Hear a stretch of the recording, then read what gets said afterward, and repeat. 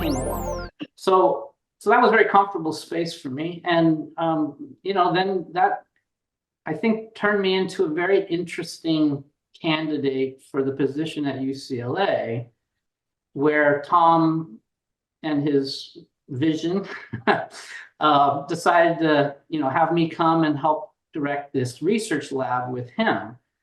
Again, in terms of what I'm doing now and how I think, another just fantastic opportunity, because Tom, as an anthropologist, had all of that expertise and experience and ways of thinking about things and resources.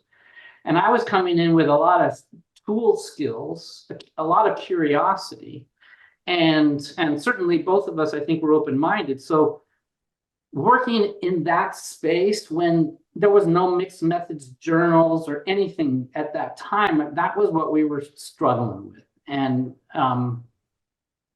so I had no idea what I was looking at, but we just started to do it. And so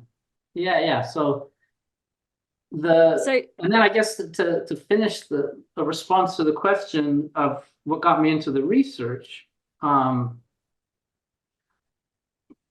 really consider myself an interdisciplinary methodologist now, or social scientist, because all of the work that I did at UCLA, not all of it, because we did some of our own work, and we'll talk about the Institute later, and I'm so glad I get to start to do some of that again. But it was in service. So it was teaching or helping people with the full range of a project. So people would come to our lab and say, and I heard this many times, essentially, we're learning about research in our courses. We're not learning how to do research. So in the lab, we had a very practical focus to help people accomplish whatever their goals were. I wasn't designing the studies, I wasn't doing the substantive work, but I'm curious about problem solving, I'm curious about data and methods, and what kinds of data support, what types of arguments, listening to what it was that people were trying to accomplish, and then trying to help them do it. And most people that were coming to us were trying to reach across a discipline boundary, right? So they were traditionally quantitative people or epidemiologists. We did a lot of HIV research over the years at UCLA, who needed and only began to appreciate what qualitative perspectives and data can bring to a project. And it was our job to help them do that and move them into that space as much as we could, and in line with what it was they were trying to accomplish.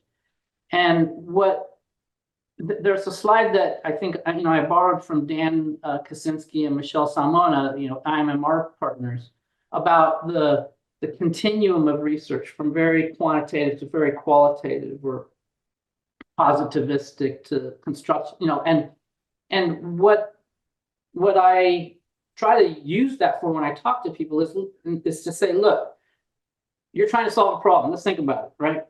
Here's what you're going to need to finish the job, to make an argument and be able to back it up with some evidence. Okay, let's be flexible in our thinking about our methods, right? Because certain types of methods may be better at solving certain parts of the problem or the entire problem than other methods.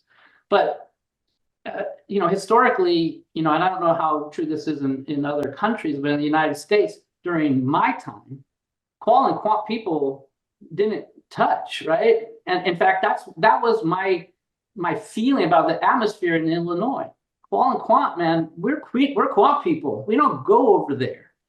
But there's no reason why not, right? And Tom, if you ask Tom about this, he would just say, we've always been doing mixed methods work. It's just that some people decided to take it apart.